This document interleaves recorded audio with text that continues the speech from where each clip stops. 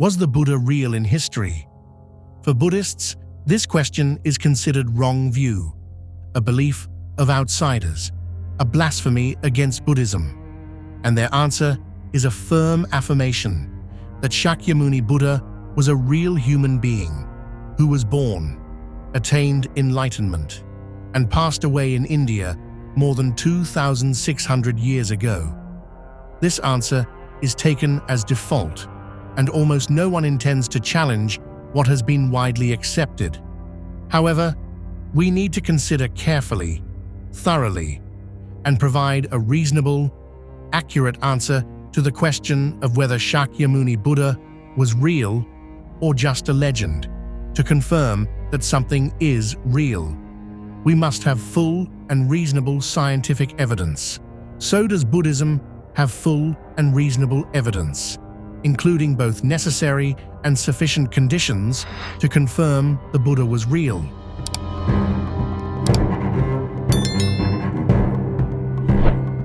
If we rely on scriptures to affirm that the Buddha was real, then within the two major schools of Buddhism, Theravada and Mahayana, there are differing pieces of evidence. Mahayana records that Prince Siddhartha renounced the world at age 19, spent 5 years seeking the way, 6 years practicing asceticism in the forest, and attained enlightenment at age 31. He preached for 49 years and passed away at age 80. His birth was on the 8th day of the 4th lunar month, enlightenment on the 8th of the 7th 12th month, and passing on the full moon of the 2nd month. Theravada, however, records that Prince Siddhartha renounced the world at age 29. After a short time seeking the way and 6 years of forest asceticism, attained enlightenment at age 35, preached for 45 years, and passed away at 80. His birth, enlightenment, and passing are all on the 15th of the 4th lunar month. Followers of both Mahayana and Theravada cling to their own sources and deny the others. But if we are truly objective, we'll see that one cannot use Mahayana sources to reject Theravada, and likewise cannot use Theravada sources to reject Mahayana.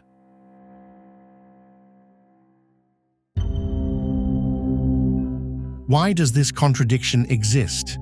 The only possible answer is that there was no person named Siddhartha Gautama living at that time.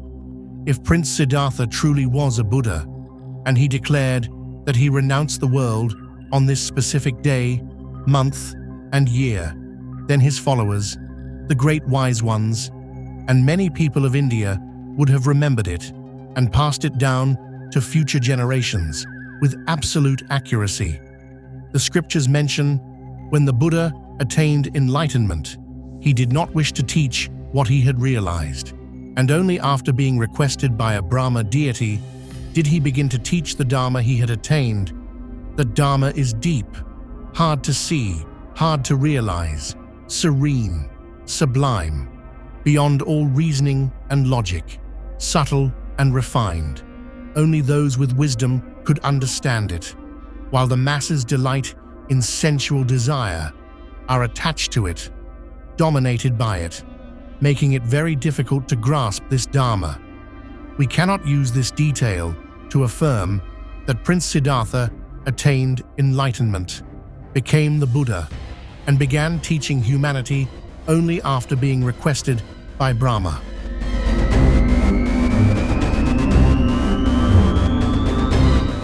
Because this is an illogical detail, since Brahma is also just a common mortal like any other, has never known what enlightenment truly is. Then how could he recognize the Buddha, know that he had attained awakening, and request him to teach the Dharma? The scriptures mention Shariputra, an Arahant regarded as possessing great wisdom, who still could not know the mind of the Buddha, let alone a mere mortal like Brahma.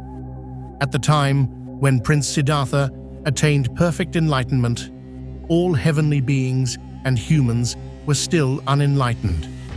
So no one could have known that the prince had become fully awakened.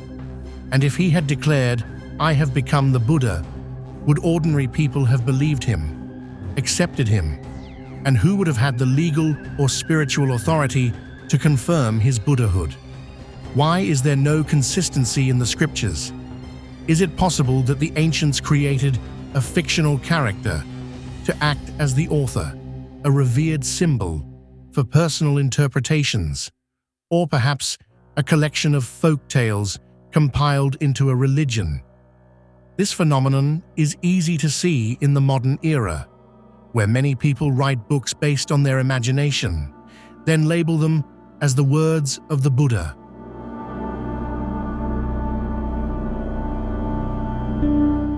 These words of the Buddha contradict those from another life of the Buddha. If something is repeated enough times, it can become accepted as truth. Here is the story of the Buddha. Most of us know it. Shakyamuni Buddha was Prince Siddhartha. He was the son of Queen Maya and King Shuddhodana in the kingdom of Kapilavastu in what is now India during the 4th century BCE. One day, Queen Maya, about to give birth to her first child, dreamed of a beautiful white light shining upon her. Then, a great white elephant from the Golden Mountain came to her and offered her a white lotus flower.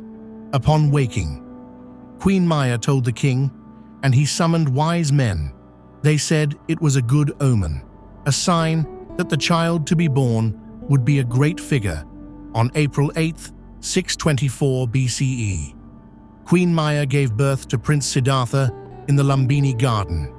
King Shuddhodana rejoiced and summoned sages and spiritual masters to read the child's features and offer blessings.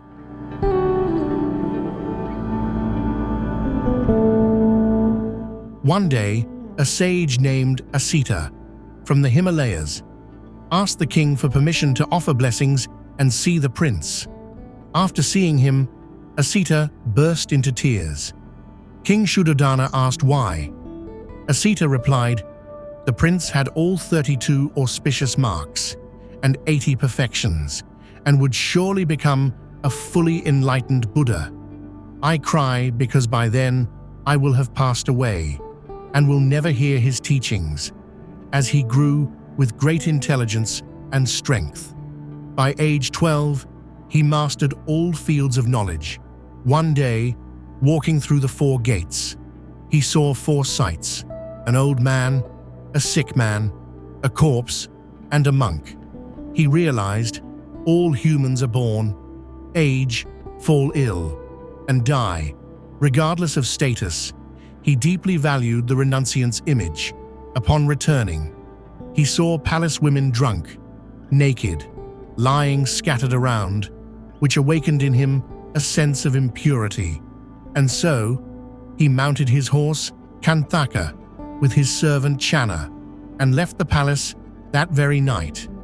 If you found this video meaningful, don't forget to like and subscribe to help spread the wisdom of the Buddha Father.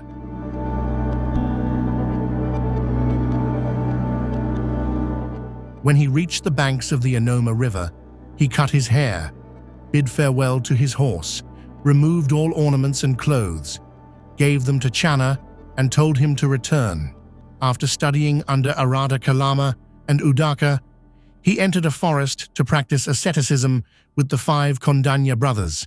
After 6 years of hardship, his body weakened almost to death. Then he heard the sound of a celestial lute, realized that a string too tight would snap and too loose would be useless, and thus discovered the middle way. He resumed eating, which disappointed the 5 ascetics who then left him. Gautama meditated for 49 days and nights under the Bodhi tree. During that time, his mind struggled against anger, ignorance, desire, doubt, pride, and Mara's temptations.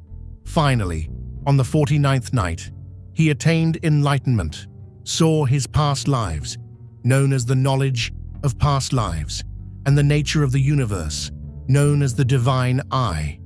From this, he understood the root of suffering and the path to liberation from the cycle of birth and death.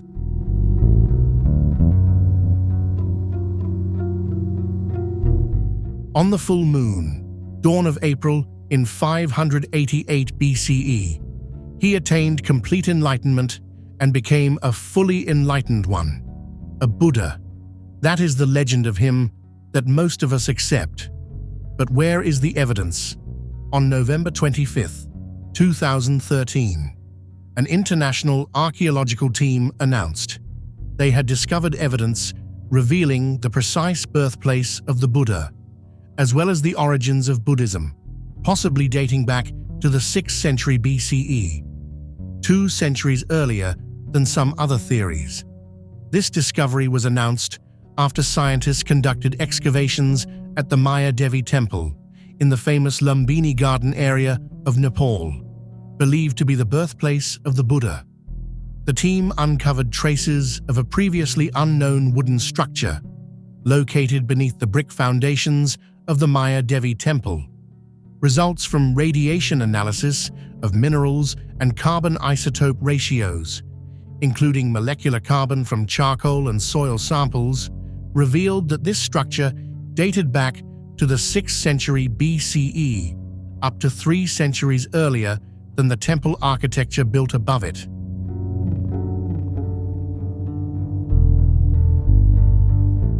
Upon deeper analysis, archaeologists discovered the remains of a large ancient tree at the center of this open architectural structure, which closely aligns with the folk legend that the Buddha's mother gave birth to him beneath a tree.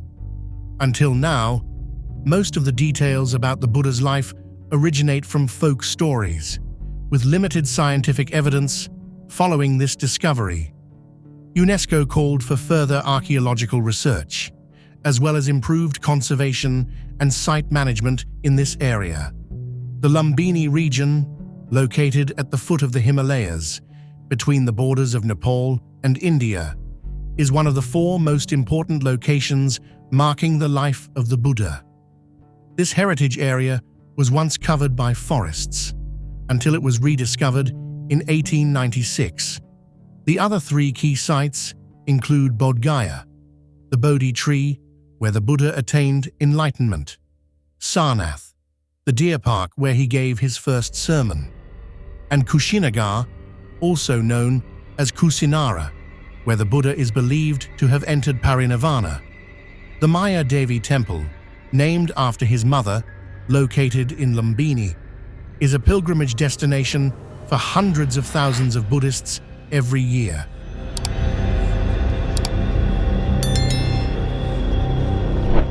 In late 2011, the Nepalese ambassador to South Korea, Kamal Prasad Koirala, wrote a 4-page letter to then South Korean President Lee Myung-bak, urging him to instruct the Korean Ministry of Education to amend information about the Buddha's birthplace in Korean history textbooks. Specifically, the first-grade ethics textbook in Korean elementary schools stated that the Buddha was born in Kapila Castle, India, and the world history textbook at the secondary level stated that the Buddha was born into a Brahmin royal family and that his birthplace was India. But Ambassador Koirala insisted the Buddha was born in Lumbini, located within Nepalese territory, with utmost humility. I ask you to pay attention to the truth about the birthplace of the Buddha, which has long been misrepresented by many scholars. Understanding the meaning and emotional weight this holds for countless devotees, I take this opportunity to affirm the truth and respectfully request a correction. In his letter, Mr. Koirala also noted that when India was still a British colony, some British authors claimed the Buddha was born in India, and to this day, hundreds of millions of Buddhists around the world still believe so. Leave a like, a comment, and hit subscribe if you're also walking the path toward awakening.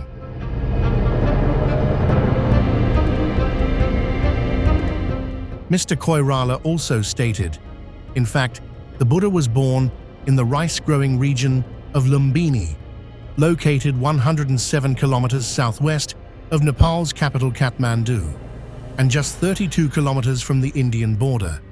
Yet many scholars continue to rely on outdated information from British archives, causing confusion today when people are asked about the birthplace of the founder of Buddhism during British colonial rule over India.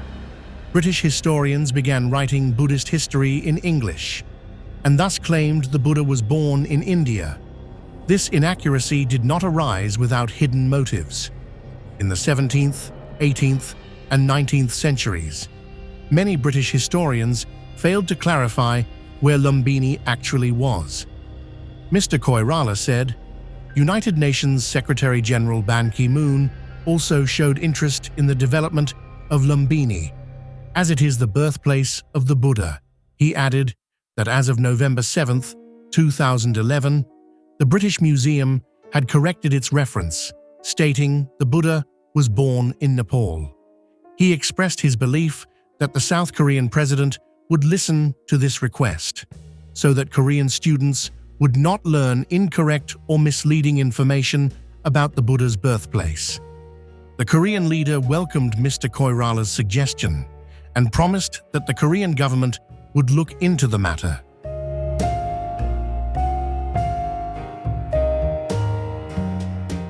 According to the scriptures, Queen Maya, while traveling back to her parental home in Rang, Nepal, went into labor upon reaching Lumbini as she prepared to give birth. She bathed in a sacred pond, then walked 25 steps to a grove where she gave birth. The Buddha was born in 623 BCE, which is over 2,600 years ago. It was not 2,600 years ago until 9 months after the archaeological discovery that Nepalese officials confirmed a commemorative stone inscription had been found exactly 25 steps from the sacred pond. It was discovered on a brick platform dated to the reign of King Ashoka, who visited Lumbini 400 years after Queen Maya left the sacred pond and entered the forest to give birth. In addition, there are other forms of evidence to support the existence of this great spiritual teacher, found in the following ways. First, are records of people who personally knew him. These are inscribed in stone edicts, pillars, and stupas erected to honor and remember him. These records and memorial sites, created to venerate him, were built by kings and individuals who lived very close to his time, allowing them to verify the events of his life.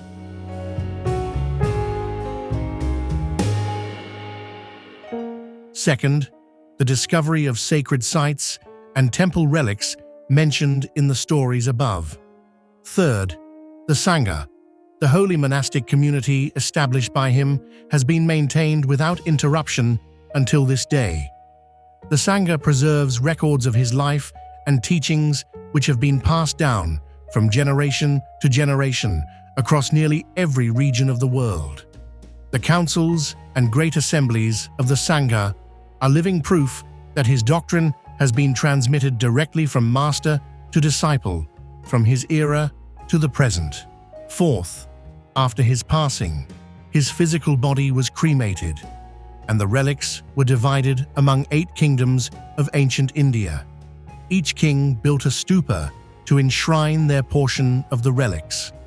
The portion granted to the king of the Shakya realm was enshrined in a stupa at Rajagriha nearly 2 centuries later. Emperor Ashoka redistributed these relics across the country. These sacred remains enshrined in this stupa and other stupas have been affirmed to be the authentic relics of Gautama the Buddha.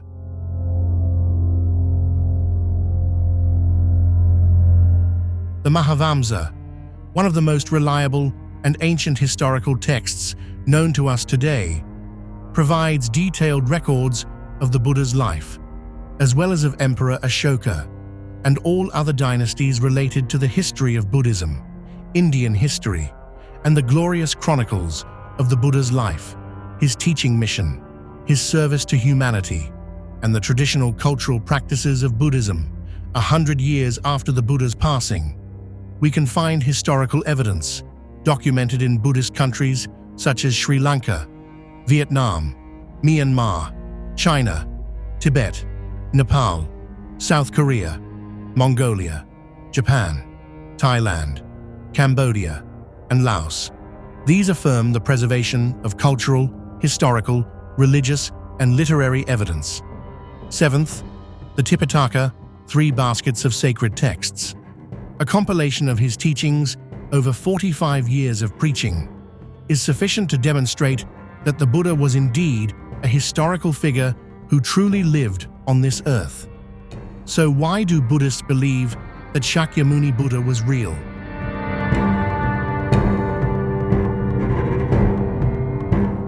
For a practicing Buddhist, what is a reasonable answer to the question, was Shakyamuni Buddha real? I believe the Buddha was real. I emphasize, I believe, not I confirm. The answer, I believe in the Buddha, can be divided into 2 cases: belief with right view, that is right faith, sammasata, and belief with wrong view, that is blind faith. One who believes in the Buddha through right faith does so after listening to Dhamma talks or studying scriptures, understanding correctly the law of dependent origination, paticcasamuppada, and thereby realizing that all mental and physical phenomena are impermanent, ownerless, ungovernable, in other words, non-self, understanding suffering, its cause, its cessation, and the path leading to its cessation, after gaining sutta maya panya, wisdom from hearing. That person continues to reflect, cinta maya panya, on what was learned, comparing it with real-life truths, and sees that although humanity has knowledge of mind and matter, of suffering, its origin, cessation, and the path, it is often incorrect. Contrary to the true Dhamma realized and taught by the Buddha, that person sees that the Dhamma is indeed profound and sublime. Only those with wisdom can truly understand it, and thus develops genuine faith in the Dhamma, with right faith established. That person naturally deduces and concludes, whoever taught this Dhamma must have been an extraordinary being, a truly enlightened human.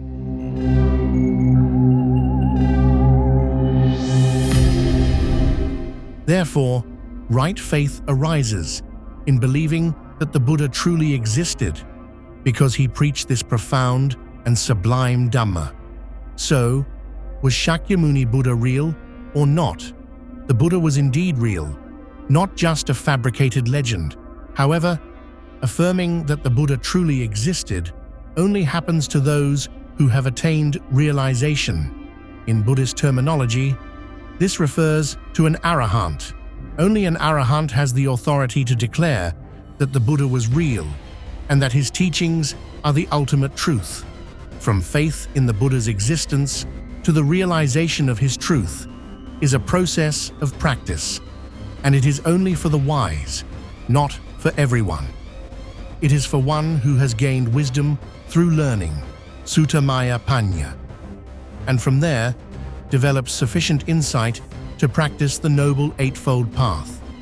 Only through direct realization can one affirm that the cessation of suffering, or nibbana, is real. The Four Noble Truths are real, and naturally, the one who taught this sublime Dhamma, through which we have practiced and directly experienced liberation, must be a fully enlightened one. And whether or not there truly was a prince named Siddhartha Gautama, who lived and awakened over 2,600 years ago in India, the truth remains the truth, and the one who revealed that truth is our Shakyamuni Buddha. Thank you for watching this video until the end. See you again in the next episodes.